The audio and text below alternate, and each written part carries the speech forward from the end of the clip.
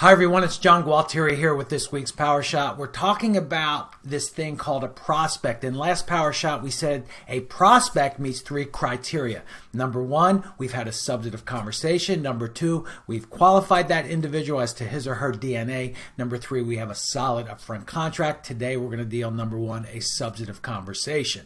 Now, I mentioned in last week's Power Shot that a substantive conversation lasts 20 to 30 minutes. But here's what most of us do.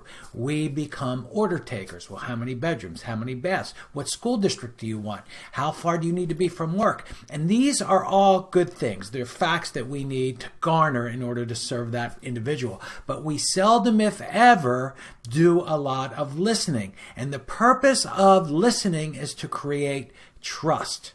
We want to create trust. That's the outcome of any interaction with a lead that we're attempting to convert to a prospect.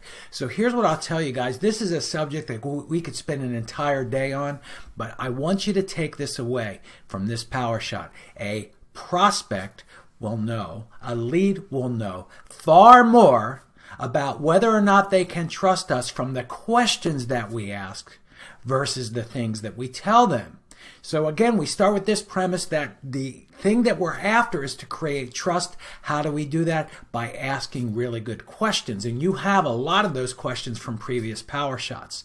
So today's Power Shot takeaway is this. A prospect, a lead, will know far more about whether or not they can trust us by the questions that we ask versus anything that we can tell them. So if you know anybody who would benefit from this week's Power Shot, please pass it on. In the meantime, get out there, chop wood, carry water, and do it like you mean it. God bless.